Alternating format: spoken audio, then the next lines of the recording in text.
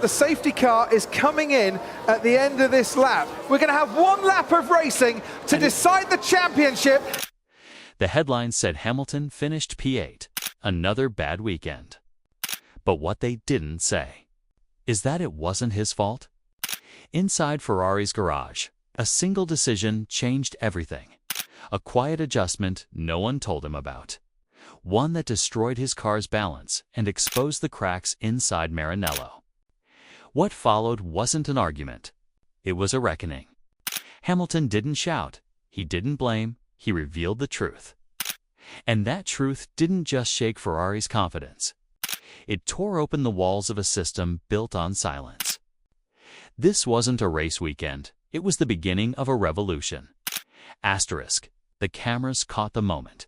Hamilton stepping out of the Ferrari garage. Jaw tight, eyes cold, walking past a storm of microphones. On paper, it looked asterisk another disappointing weekend P8. But behind those numbers, behind those headlines, something far bigger was breaking loose inside Ferrari. This wasn't about points anymore. This was about power, politics, and a 7-time world champion who had finally had enough. When Lewis Hamilton joined Ferrari, the world called it a fairy tale. The King of Silver moving to the land of red, a new era, a promise of redemption. But just 6 months into that journey, the fairy tale began to fracture. Insiders say it started with a quiet disagreement, one that would soon spiral into a full-blown, philosophical war inside the team. Sources close to Maranello claim that before qualifying, Hamilton's car was fitted with a new rear suspension setting, a setup he hadn't approved. Engineers believed it would give him more rotation mid-corner. Hamilton didn't. The change went ahead anyway. The result? His car became unpredictable, unstable, a machine fighting itself. By lap 10, Hamilton was on the radio, saying words few had ever heard from him. Greater than guys. This isn't right. Something's off with the car. Inside the garage, silence. Engineers froze. And in that silence, trust cracked after the race.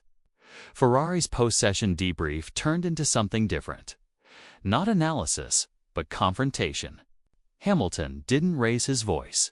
He didn't need to. Every word carried weight.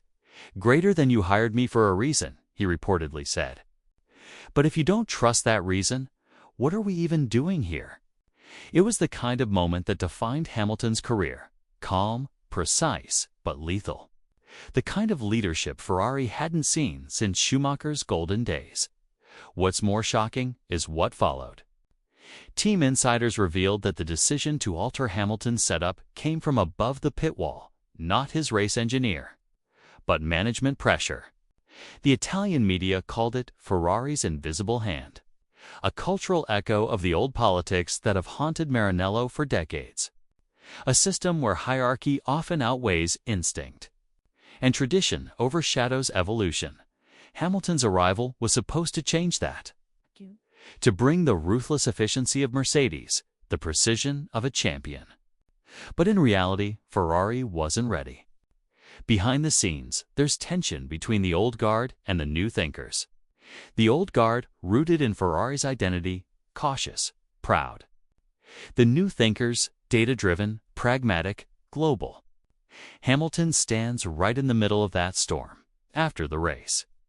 A senior Ferrari engineer was overheard saying, "Lewis doesn't adapt to Ferrari.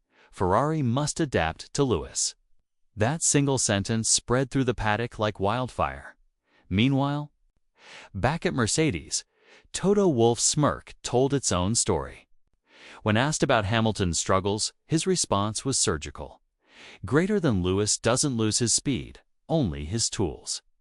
And that comment hit Maranello like a thunderclap. Now, Ferrari's internal balance is shifting. Reports suggest Hamilton has requested deeper involvement in technical meetings, not as a driver, but as a decision-maker. He's not just driving the car. He's trying to rewrite the system that builds it. Ferrari fans are divided. Some say he's overstepping, that no one, not even a legend, should challenge the Scuderia's hierarchy. Others believe this is exactly what Ferrari needs: disruption. A voice unafraid to confront the sacred traditions that have kept the team stuck in the past. The truth? Both sides might be right. But one thing's certain: Hamilton isn't there for comfort. He's there for history. During post-race interviews, when asked about the tension, Hamilton simply said, "Greater than every team has growing pains. The difference is, not every team grows." That line alone became the quote of the weekend. Subtle, sharp, and unmistakably directed at Ferrari's leadership. What's happening inside Maranello isn't just a story about setups or tire strategy. It's a story about identity. A 7-time world champion walking into a culture that worships the past and trying to push it toward the future. It's about what happens when unstoppable ambition meets immovable tradition. Insiders claim Hamilton's influence is already reshaping the factory floor. Engineers are now working longer hours. Communication channels are being modernized. And the atmosphere is shifting from fear of mistakes to freedom to innovate. Quietly. The revolution he started in that post-race meeting is spreading.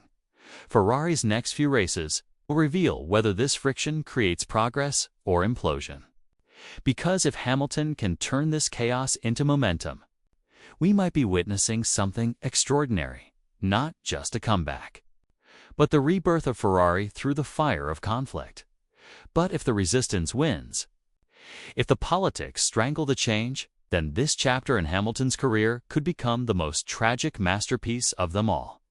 In Formula One, speed can win you races, but in Ferrari, courage is what builds legends.